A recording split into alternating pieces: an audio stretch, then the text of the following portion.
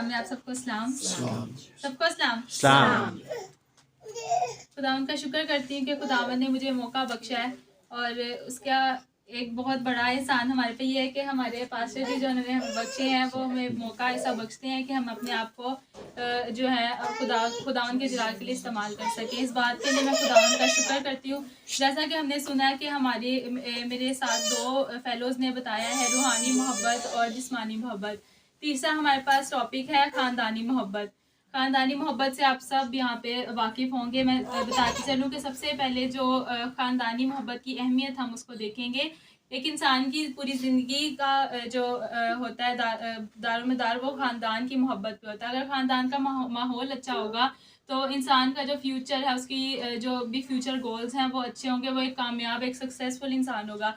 इसके साथ इसके बरक्स हम ऑपोजिट साइड पे देखें तो अगर उसके घर का माहौल ही अच्छा नहीं होगा, हर टाइम उसके घर में लड़ाई झगड़े फसाद और हसद होगा, एक दूसरे के लिए बदगुमान होंगे वो लोग, तो वो इंसान कभी कामयाब नहीं हो सकता, वो ख़ानदान कभी कामयाब नहीं हो सकते इनफैक्ट। इसके बाद हम देखते हैं कि जब फैमिली होती है, उनके माँ बाप होते हैं, उनके दरमियान हमेशा लड़ाई झगड़े रहते हैं, वो बच्चों के सामने एक दूसरे से बहस करते हैं, लड़ाई झगड़े, इसका जो असर है वो बच्चों पर इतना बुरा पड़ता है कि एज अ रिज़ल्ट वो बच्चे जो हैं वो अपनी खुशी को ढूंढने के लिए, अपने आप को इम्पोर्टेंट फील कराने के लिए वो बाहर कोई सहारा ढूंढते हैं, वो ड्रग्स पे लग जाते हैं, वो बहुत से दूसरे गलत रास्तों पे लग जाते हैं।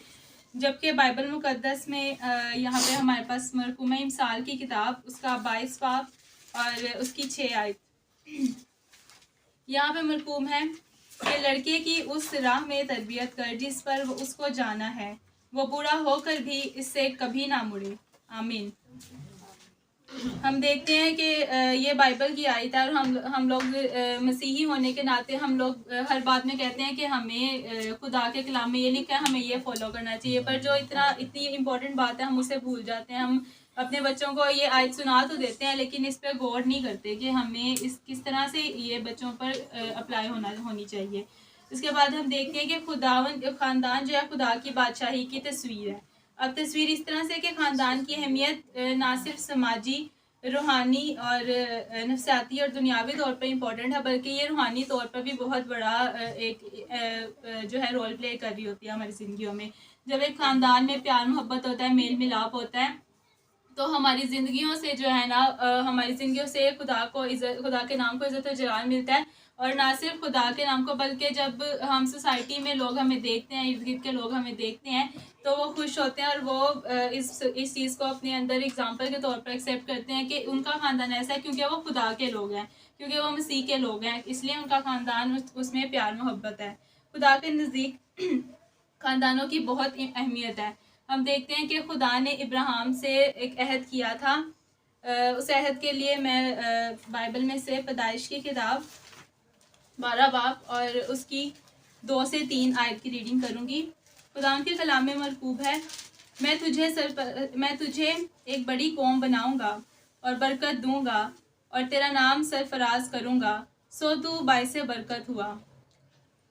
जो तुझे मुबारक कहेगा मैं उन्हें बरकत दूंगा, और जो तुझ पर लानत करेगा मैं उस पर लानत करूंगा, और ज़मीन के सब कबीले तेरे वसीला से बरकत पाएंगे। हालेलुया।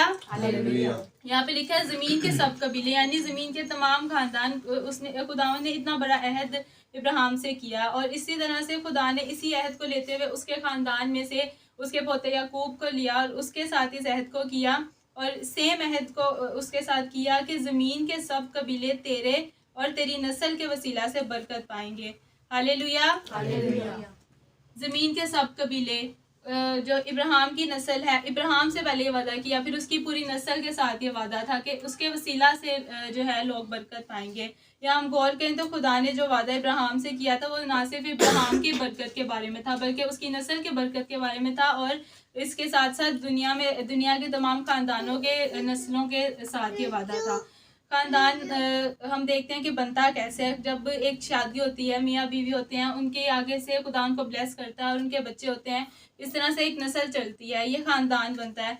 और ख़ानदानी मोहब्बत की एक जो सबसे बड़ी मिसाल हमारे पास बाइबल में मौजूद है वो रूत और नोमी की है। हम रूत के सहीफे में देखें, रूत की किताब उसका हम देखें पहला बाब और 16 से 17 आए। रूत ने कहा, तू मिन्नत ना कर, मैं तुझे छोड़ूं और तेरे पीछे से लौट जाऊं, क्योंकि जहां तू जाएगी मैं जाऊंगी और जहां तू रहेगी मैं रहूंगी। तेरे लोग मेरे लोग और तेरा खुदा मेरा खुदा होगा। जहां तू मरेगी मैं मरूंगी और वहीं दफन भी होंगी। खुदावंद मुझसे ऐसा ही बल्कि इससे भी ज़्यादा करे कि अगर मौत के सिवा कोई और चीज़ तुझको मुझसे जुदा कर दे। आमीन। इतनी बड़ी बात रूत ने कह दी। अगर हम अब देखें आजकल की बहुएं क्या कहती हैं, ठीक है ये सास है, इसको सास की जगह पे रखते हैं, हम क्यों उसको माँ का दर्जा दें। लेकिन ये गलत बात है। और सास जो होती है वो भी बहुओं को बेटी नहीं समझती, वो सास सही सास बनती है और बहू ही बन के रहती है। जबकि हम यहाँ पे देखते हैं कि वो चाहती तो वो जा सकती थी, उसकी जेठानी जो थी वो तो चली गई। जब रूत ने नोमी ने उसे कहा कि चली जा तो वो चली गई अपने घर। लेकिन रूत ने उसके नोमी को जो है दिल से अपनी माँ कबूल किया था और उसने उसका साथ दिया और वो उसके साथ ही रही। उसने इतनी बड़ी बात कह दी कि मैं मरते दम तक, जहाँ पे तू मरेगी वहाँ मैं मरूंगी और जहाँ दफन होगी तू दफन होगी, उसके साथ ही मैं भी दफन होंगी। इसके साथ हम देखें तो ख़ानदानों का होना इतना इम्पोर्टेंट था कि आदम का रिश्ता खुदा के साथ बहुत गहरा था, बहुत अच्छे ताल्लुकात थे। लेकिन इसके बाद भी खुदा ने आदम के ख़ानदान को बढ़ाने के लिए खुदा ने जो है उसकी पसली में से पसली ली और हवा को बनाया ताकि उनका ख़ानदान वजूद में आए और उनका ख़ानदान बढ़े। तो आज के कलाम के वसीला से खुदावंद आप सबको बरकत दे और उम्मीद करती हूँ, मेरा ईमान है कि आज का कलाम आप सबकी ज़िंदगियों में बाइस से बरकत होगा। आमीन।